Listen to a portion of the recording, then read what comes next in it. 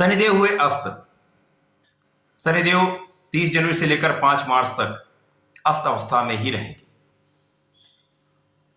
अभी अभी शनिदेव का गोचर इनकी अपनी अत्यंत प्रिय राशि कुंभ राशि में होना प्रारंभ हुआ है, जहां पर इनका शुभ प्रभाव मिलना प्रारंभ हो ही रहा था। समस्त राशियां प्रभावित हो ही रही थी कि ये अस्त अवस्था में आ चुके हैं। अब क्या होगा? जय श्री गणेश, नमस्कार। मैं आचार्य संजय द्विवेदी। मेरे समस्त प्रबुद्ध दर्शकों का मेरे चैनल पर हार्दिक स्वागत है। शनिदेव 30 जनवरी से अस्त अवस्था में आ चुके हैं। अब ये अस्त अवस्था क्या होती है, कोई ग्रह अस्त कब होता है, सर्वप्रथम इसको समझ लेंगे तो सरलता हो। प्रिय दर्शकों, जब भी नवग्रहों में राजा किसी अन्य ग्रह के प्रभाव में आता है तो उस ग्रह का प्रभाव कुछ कम हो जाता है। या तो इसको हम इस तरह से भी समझ सकते हैं कि जब भी राजा किसी अन्य ग्रह के संपर्क में पहुंचता है तो उस राजा का जो प्रभाव होता है उसके कारण उस दूसरे ग्रह का प्रभाव कुछ कम दिखता है। अब इसका यह अर्थ बिल्कुल नहीं है कि उस पर्टिकुलर ग्रह की, उस विशेष ग्रह की आइडेंटिटी समाप्त हो गई, जो उसका व्यक्तित्व है वो न्यून हो जाता, ऐसा बिल्कुल नहीं होता। या उसका जो अपना ऑरा है, उसका अपना जो आभामंडल है वो समाप्त हो जाता है।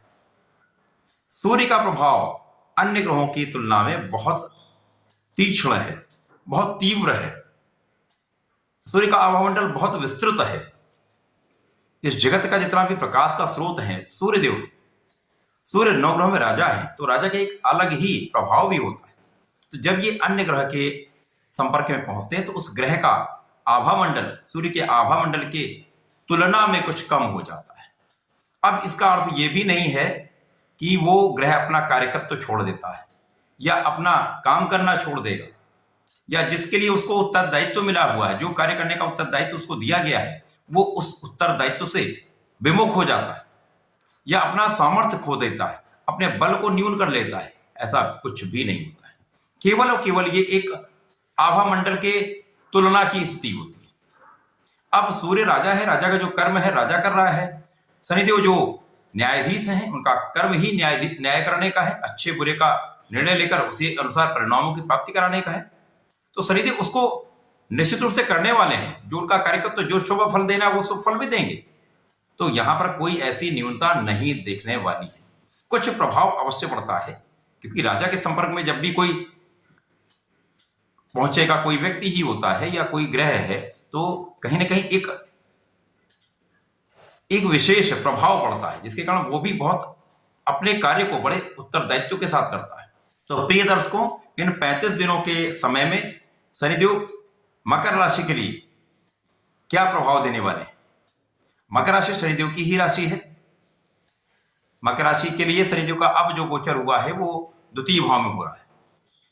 अभी तक मकर राशि में वैसे भी 7.5 का प्रभाव चल रहा है। तीसरा चरण प्रारंभ हो चुका है। अभी तक 5 वर्षों में बहुत ही कष्ट झेल लिए हैं, बहुत कष्ट आ चुके हैं, संघर्ष कर चुके हैं। अब क्या होने वाला है, ये मन में संदेह उत्पन्न हो चुका है। तो ऐसा बिल्कुल भी नहीं होने वाला है कि बहुत कष्ट बढ़ने वाले। बहुत सारी आशंकाएं लोगों के मन में आ रही कि अब तो शनिदेव अस्त हो गए, अब क्या होगा? अस्त होंगी, चीजें अस्त होंगी, लेकिन क्या अस्त होने वाला है? आज मैं संपूर्ण विश्लेषण पूर्ण तर्क के साथ करने जा रहा हूं। प्रिय दर्शकों, मेरा आपसे निवेदन है कि वीडियो को पूरा देखेंगे तो संपूर्ण विश्लेषण आपको पूरा समझ में आएगा, सही ढंग से आप समझ पाएंगे। सहयोग आपका अपेक्षित है। धन्यवाद। मकर राशि शनिदेव की राशि, जैसे मैंने बताया, वहां पर द्वितीय भाव में शनिदेव का गोचर प्रारंभ हो चुका। अब जैसे जैसे सूर्य मकर राशि में स्थित है वैसे इनका गमन कुंभ राशि की तरफ हो रहा है, जहां पर शनिदेव विराजमान। इनके बीच में पॉइंट्स का अंतर जैसे जैसे कम होता जाएगा वैसे वैसे शनिदेव का प्रभाव पड़ेगा, शनिदेव पर प्रभाव पड़ेगा। अब क्या होने वाला है? शनिदेव द्वितीय भाव में बैठे। अब तीसरा चरण तो बहुत अच्छा सुनने में आ रहा था मकर राशि के लिए, बहुत शुभ होगा, बहुत लाभ मिलेगा, बहुत धन मिलेगा, सुखों में वृद्धि होगी। निश्चिंत रहिए, ऐसा कुछ भी नहीं होने वाला जो आपके लिए नकारात्मक। अब यहां पर शनिदेव आपके धन भाव में है। अब यहां पर धन का तो आप प्रबल लाभ लेंगे, यहां पर कोई संशय नहीं है। यहां पर संचय की स्थिति कुछ निर्बल हो सकती है, कुछ संचय नहीं होगा, आपका व्यय कुछ बढ़ेगा, परंतु धन की मात्रा में कहीं कोई कमी नहीं आने वाली। आपका जो कार्य अभी तक रुका हुआ था, कार्य बढ़ने लगेंगे। आपके कार्यों में वृद्धि से, कार्यक्षेत्र में वृद्धि से आपको धन का अच्छा लाभ निश्चित रूप से मिलेगा ही मिलेगा। केवल धन संचय में कुछ समस्या आ सकती है, हो सकता है किसी कारण से आप धन संचय ना कर पाए। अब वो कारण भी मैं आपको बताने वाला हूं। यहां पर आपकी वाणी संयमित हो जाएगी। शनिदेव न्यायाधीश है, जो सच होता है, सही होता है, उसका सीधा उत्तर सामने वाले को दे देते हैं, तो वाणी भी उसी प्रकार की हो जाती है। लेकिन जब यहां पर अस्तव्यस्ता का प्रभाव पड़ेगा तो आपकी वाणी बड़ी संयमित हो जाएगी, तो परिवार के बीच में सहयोग बढ़ जाएगा, सामंजस्य बढ़ जाएगा। इसी प्रकार से शनिदेव का प्रभाव द्वितीय भाव को तो प्रभावित कर ही रहा है। इनकी दृष्टि का प्रभाव, प्रथम दृष्टि का प्रभाव आपके चतुर्थ पर होगा, द्वितीय दृष्टि का प्रभाव आपके अष्टम पर होगा, तृतीय दृष्टि का प्रभाव आपके एकादश पर होगा। तो यहां पर इनके प्रभाव में कहीं पर न्यूनता नहीं आने वाली। अब शनिदेव की जो प्रथम दृष्टि होती है, जो तीसरे भाव पर पड़ती है, वहां पर जब इनका प्रभाव पड़ेगा तो हो सकता है आपके भूमि भवन वाहन का जो योग बन रहा है, वहां पर आप धन का व्यय करें, इसलिए संचय ना हो पाए।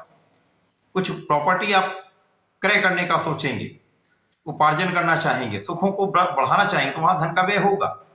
इस कारण से भी धन का संचय हो सकता है, ना हो पाए। यहां पर कोई विकट स्थिति नहीं आने वाली, कोई बड़ी समस्या नहीं आने वाली, तो निश्चित रूप से आपके पास प्रबल रूप से धन आएगा ही।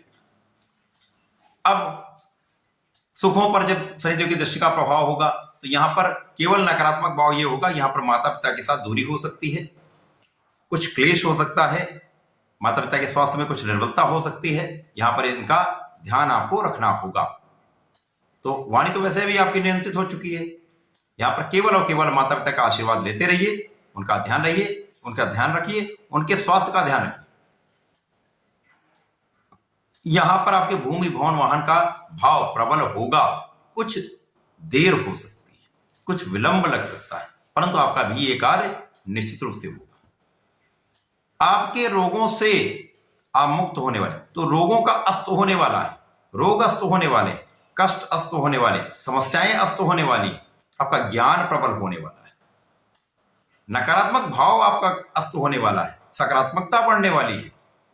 इसी के साथ साथ आपके आयु की भी रक्षा होगी, लाभ में भी वृद्धि होगी। अब आपके ज्ञान में भी वृद्धि हो रही है, आपका अध्यात्म में भी बढ़ रहा है, आपका धन भाव भी प्रबल हो रहा है। इसी के साथ साथ कहीं ना कहीं आप अपने ज्ञान से बहुत विशिष्ट लाभ भी लेने वाले हैं। तो मकर राशि के जातकों के लिए शनिदेव का जो अस्तकाल है, ऐसा कोई समस्या लेकर नहीं आ रहा है। यहां पर आप बिल्कुल संशय त्याग दें, यहां पर आपके लाभ की वृद्धि ही होगी, धन के भाव में वृद्धि होगी, आपके सुख साधनों का आप उपार्जन करेंगे।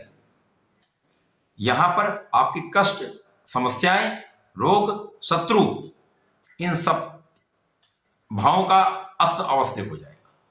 तो वहां पर बहुत आप अच्छी स्थिति में होने वाले हैं।